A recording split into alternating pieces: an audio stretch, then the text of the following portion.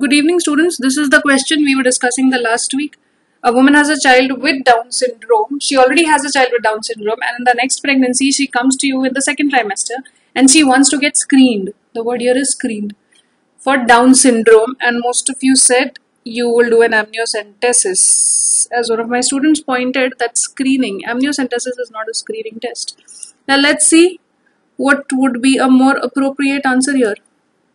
In the last lecture, if you remember, we had seen the various methods of genetic screening. In the first trimester, you did this NT scan and dual test. NT is ultrasonography and dual is done on the maternal serum. Similarly, triple test, quadruple test and penta test are done in the second trimester. And then there was another test called cell-free fetal DNA testing, where in the maternal serum, you isolated fetal DNA. This DNA was cell-free DNA to analyze fetal DNA and then screen fetus for major trisomies. Now, how is a triple test interpreted? What are the components of triple test? You have what? Okay, sorry for that. You have beta HCG, you have AFP, and you have unconjugated estriol. These are given, these serum analytes are expressed in multiples of median of the population. Alright, and combining the MOM values of all these three, we express the risk is calculated using these serum analytes, the age of the female and nuchal translucency if you're doing a first trimester screen, and otherwise if you're doing a second trimester screen, and is expressed as 1:x. Like the risk will be told to you as 1:, the female's risk of having a Down's baby is say 1:2500. That is the possibility of her having. This is low risk. Cutoff for Down syndrome in these triple and quadruple screens is 1:250. Alright, so if the risk says 1:2500, it will be interpreted as low risk. And if they give the risk as 1:150, you will interpret this as a high risk. They usually mention whether the female has a high risk of having Down's baby or not. If you happen to see a report, please try to look for these things, how much the risk is and whether they have mentioned high risk or low risk or minor risk. These indicate that your test is negative, and this indicates that the test is positive. Alright, so risk factors of Down syndrome, I think we had discussed in the previous slide also. Let us summarize them again. If a female is non-high risk, 25 years old, this is a non-high risk couple, the female is 25 years old, there is no additional risk factor for Down syndrome. Here the risk of having a Down's baby is 1:1300. Alright, so 1 in 1300 couples who are absolutely healthy, have no history of Downs, have no history of Downs in the family or in the previous baby, and the female is 25 years old, still she has a chance of 1:1300 of having a Downs baby.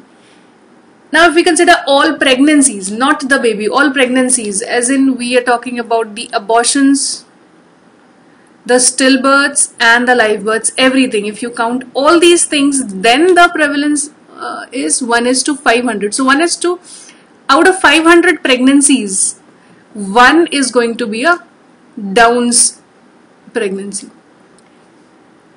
Of all these, 30 to 50% will be lost, will either end in abortion or stillbirths. So out of the live births, the risk is 1:1000 to 1:1100. Now this is high as compared to this 25-year-old couple, because here we are considering the entire population. Right, so the entire population, if they ask you the prevalence of Downs in live births, it is 1:1000 to 1:1100. If it's a 25-year-old female without any other high risk, then it is this much, 1:1300. And if it's a 35-year-old female, then in the second trimester of having a Down's baby is 1:250. And if you recollect, here the triple test also gave you a result as 1:250. If the number here is greater than 250, then it is considered as low risk, and if it is lesser than this, it is considered as high risk. and a 35-year-old female is already in the high risk zone because she already has a risk of 1 in 250. So here your triple test is of no use. So there's no use of triple test here, because the maximum risk it can tell you is whether it is more than 1:250 or less than that, and this female is already in the high risk range of this triple test interpretation. Alright, so this is one high risk female where triple test is not going to be the screening method of choice. Again, talking of 40 years old females, the risk in second trimester is almost 1:33% of having a Downs baby. Then the other risk factor is a previous history of trisomy baby, previous Patau or previous Edwards is associated with, or previous Downs is associated with 1.6 to 8.2 times higher risk of having a trisomy baby than the maternal age average. Alright, if at 35 she has a risk of 1:250, then if she had a previous baby, her risk is 1/250 into 1.6 to 8.2. Alright, not very important. So the risk, population risk, if the couple has a previous history of trisomy, is around 1%. Of having recurrence of trisomy is 1%, which will be 1 in 100. Again, this is greater than 1 in 250. So your triple test here too is of no use. Getting my point? The couple is already in the high risk zone of your triple test interpretation. Right? No, that was a call. So here too triple test is of no use. Now ignore this last line. What I want to talk about now is, again from the last lecture, what were the risk factors for Down syndrome? What were the genetic composition of Down syndrome? 95% were trisomy 21, 3 to 4% had unbalanced Robertsonian translocation, and 1 to 2% are isochrome or mosaics. Now what is this? Trisomy 21 is understandable. Meiotic non-disjunction results in 3 copies of the chromosome number 21 in place of 2 copies of each chromosome. What is this Robertsonian translocation? In the parents, there is balanced translocation.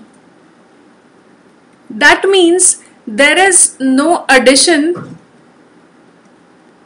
or deletion of any chromosomal material. There's only translocation from one chromosome to the other chromosome. Some part is translocated. Alright, this part has come here and this part has gone there. That's balanced translocation. Now see how it results in an unbalanced translocation in the baby. Supposing this is your chromosome number 14 and this is your chromosome number 21, and there's translocation so that in the chromosome number 14 this part is of 21 chromosome. Alright, this part is 21, and in the 21 chromosome this part is of the 14th chromosome. So that there's translocation but there is no loss or gain of any chromosomal material, of any DNA material. This is balanced translocation. What happens during meiosis? If suppose of the 14th chromosome this part comes, this is how meiosis takes place, and this is the part which is coming to the spermatocyte or the oocyte which is going to form the baby. This is the part that comes. So this is half of 14 and half of 21. This part is 21. And from the 21st chromosome, suppose this part comes, this one, which is entirely 21. So this is whole chromosome of 21 plus the 21 duplicates to a complete 21 chromosome, and the 14 duplicates to a chromosome which has half of 14 material from the 14 and half from 21. So there's addition of chromosomes present, DNA material present on the 21st chromosome. Phenotypically this presents similar to trisomy 21. So there's no trisomy, there's only unbalanced translocation. This is also 21 and this part of 14 is also 21. So that's like trisomy 21. That's unbalanced translocation. If the mother has this balanced translocation, the risk of the baby having unbalanced translocation is 12%, and if the father has a balanced translocation, then it being carried forward as unbalanced translocation is 3%. Now why there's a difference is not known. Alright, so if you have lost the track of this lecture, reminding you, we were discussing risk factors for Down syndrome. One was maternal age, then there was history of trisomy baby. The third is prenatal screen positive. If you're triple, dual or quadruple tests are positive, they are interpreted as being in the high risk areas. That becomes a high risk factor for Downs. Then there are certain USG features for Down syndrome. You have major anomalies and then you have soft markers. The presence of these on USG are also considered as high risk factors for Down syndrome. Then parents carrying balanced translocation and parental aneuploidy. If the parent herself, the mother or the father, are aneuploids, like the mother, a Down's female has a 30 to 50% of these women are fertile. And if they reproduce, there's a 50% risk of having a Down's baby. Remember one fact, that Down's males are usually infertile, and 30 to 50% of Down's females are fertile. So if these females reproduce, there's a 50% chance of having a Down's baby. So these are your risk factors for Down syndrome. Now what do you do in these if you have to screen? And secondly, if you have to diagnose. Let's talk about this cell-free fetal DNA testing. Okay, let's first see why triple test is futile here. I've already discussed that. Let's summarize. Risk in a female who's 35 years old is 1:250. In a 40-year-old female, it's 1:30. If a past history of trisomy is there, the risk is 1:100. Maternal translocation, 12% comes as 12 in 100. Paternal translocation, balanced translocation, of course, the risk is 3 in 100. All of these are above your cutoff for triple test, which is 1:250. So triple test is useless in all these conditions. So what do we do in these conditions? What we do is called fetal cell-free DNA testing. Another important thing which I want to stress is the detection rate of Downs of these various tests, which we have already discussed in the last lecture. So basically I'm only discussing the things we had discussed in the last lecture, only that I want to summarize all these points and tell you why the best answer is not amniocentesis here. So let's see, NT and dual test, if you do in the first trimester, the detection rate is around 82 to 87%. Triple test, if you do alone without NT, the detection rate is only 69%, quite low. Around 31% of the cases will be missed. That's a high number. Then quad screen, 81%. Integrated is NT plus dual in the first trimester and the triple in the one of the duals, NT plus PAPPA in the first trimester and quadruple in the second. Then your detection rate increases to 96%. And if you do sequential stepwise, meaning you subject first trimester you do NT, PAPPA and you subject then each of the patients are then subjected to quadruple screening, then the sensitivity increases to 95%. And if you do contingent, wherein you exclude the lowest risk 15% women, the detection rate decreases to 88 to 94%. Now there's a thing called screen positive rate. Of all these tests, they will give you 5% patients as positive always. The risk of Downs in our population was 1:1300. Or if you consider the general population, 1:1000, which is 0.1%. So only 0.1% is positive, should be positive for Downs, while any of these tests are going to give you a 5% positive risk. So out of 100, only 0.1 was supposed to be affected, but this test says that 5% could be affected. Out of these, then you have to diagnose which is the 0.1%. Right, so that is one drawback here, and which is overcome to a great extent by this fetal cell-free DNA testing. Here the detection rate, because we're directly analyzing the DNA of the fetus, the detection rate is 99%, and screen positive rate, that is the compulsory positive in your population, like there it was 5% are going to be positive, considered positive. Here the screen positive rate is only 0.5%. So that's close enough. That's why you use this screening in women with high risk. So you must have understood by now that the answer that I'm trying to point out is fetal cell-free DNA testing. If they ask you screening, it has to be a screening test, and this is the test which is a screening test used in high risk women. Alright, so this should have been an option and that should have been your answer here. Now supposing they ask, how do you diagnose? Then it will be one of those invasive tests. Diagnosis, if this diagnostic test word comes, or how will you diagnose is asked, then it is always one of those invasive tests. Alright, CVS, amniocentesis. These are your tests for diagnosis. Getting my point? And the tests we discussed previously are used for screening. Now what the guidelines say about high-risk women. ACOG in 2012 came up with the guidelines for cell-free fetal DNA testing, and it said that this should be done in, it is one option, cell-free fetal DNA testing is one option that can be used as a screening test in women at increased risk of aneuploidy. Who are these women at increased risk? Women aged 35 or more, women with history of childhood trisomy, one of the parents carrying a balanced translocation, positive first trimester or second trimester screen your triple, quadruple or dual tests, and USG findings that indicate the major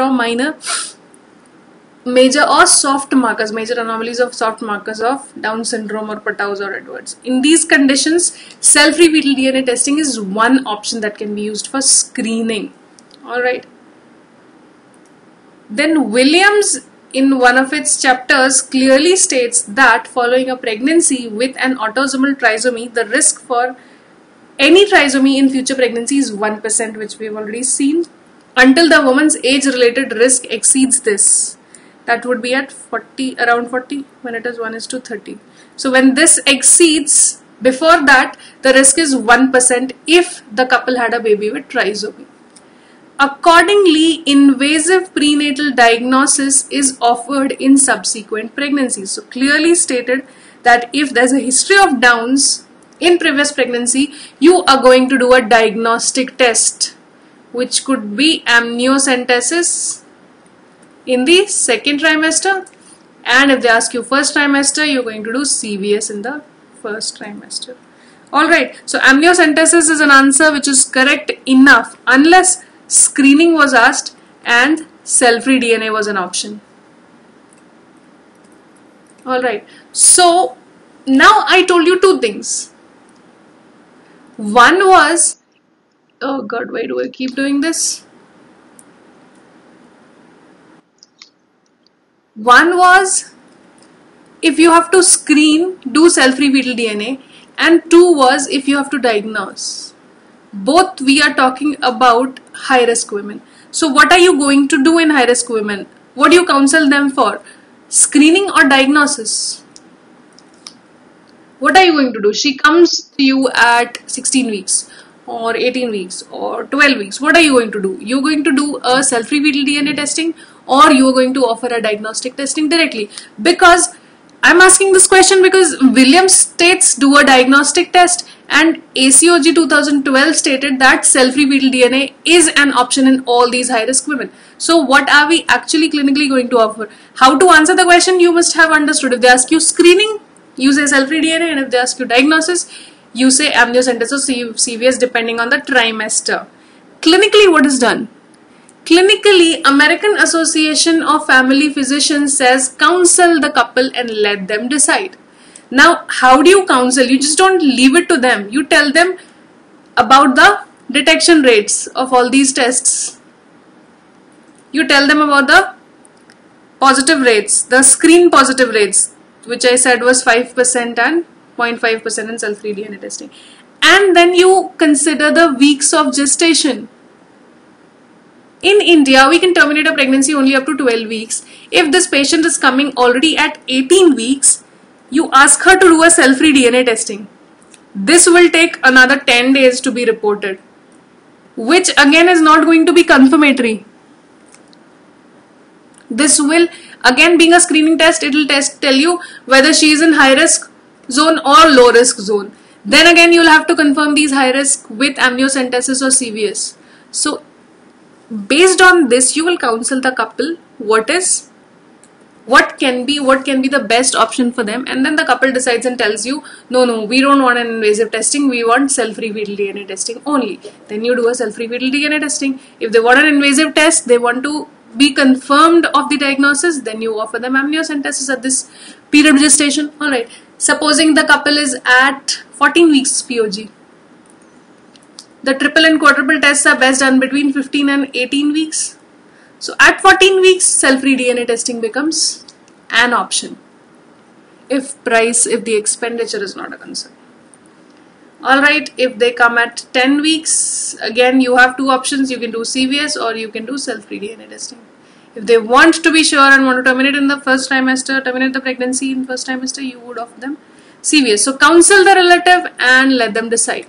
That is what American Association of Family Physicians says. Another thing which I wanted to add was this new things given in ACOG 2015 guidelines. They say use cell-free DNA testing only to screen for the common trisomies 13, 18, 21 and sex chromosome composition if required. Only these 4 things. Of course, your RH typing can be done. We're not talking about RH typing because we're talking about prenatal diagnosis, prenatal screening for chromosome anomalies. Remember, this is also an indication for doing cell-free DNA testing. Here for prenatal screening and diagnosis, it says, ACOG says, use this only for these 3 aneuploidies diagnosis, screening the risk for these, and sex chromosome composition. Like you can do it for Turner's, the risk for Turner's or Klinefelters and all those things, but not other trisomies and not NTDs and not microdeletions or duplications. Alright, so this is only for these 3-4 conditions. Your NTD risk is well assessed in triple test or with USG or with quadruple test. Alright, this will not screen for NTDs. That's one drawback. Then if screen is positive, if it says that the female has a high risk of having a Down's baby, you cannot directly terminate the pregnancy. You have to do an invasive testing to confirm the diagnosis before offering termination of pregnancy to the couple. Alright. Then ACOG 2012 said that if you have any markers of aneuploidy on ultrasound, like if you have any major anomalies or if you have a soft tissue marker of aneuploidy, then you can offer cell-free DNA testing. Now in 2015 they say if you have any major structural anomalies on USG, do not do cell-free DNA testing, directly do invasive testing. If fetal structural anomaly is identified on USG, diagnostic invasive testing should be offered rather than NIPT. NIPT is non-invasive prenatal testing, other name for cell-free DNA testing. Alright, so if question asks you that there are structural anomalies or soft markers indicating that there is increased risk of Downs, then one of your options could be cell-free fetal DNA testing. But if it says that there are vague major structural anomalies and no particular trisomy or genetic abnormality can be pointed out, then you're going to do an invasive testing rather than a cell-free DNA testing or NIPT. The last thing it says is if you're using NIPT as the sole screening method, then you have to do an AFP. As we discussed, it does not tell you about the risk of neural tube defects. So if you're using this as a screening method before you have done triple or quadruple tests, do remember to do AFP in the second trimester to know the risk of NTD in these females. And lastly, it says do not use cell-free DNA to test the cell-free DNA testing to test the general population, the low-risk population. The data in low risk is still scarce. So we don't know if it is going to be helpful in the low risk population or not. In the high risk, definitely, if high risk population definitely has a role. Another important point which I want to stress on is this. I heard this in a movie: if you're good at something, never do it for free. Yes, you remember the movie, don't you? Movies are easy to remember. But what is more important here is that I've been doing all these videos free for all of you. So if you want them to stay free, and if you don't want me to turn into this, please share the YouTube videos, subscribe my channel, and add more people to the Facebook group that I have started. Don't you do that much for me? Yes, and I would stay pretty as ever. That too was one bad joke. Anyways, thank you for listening.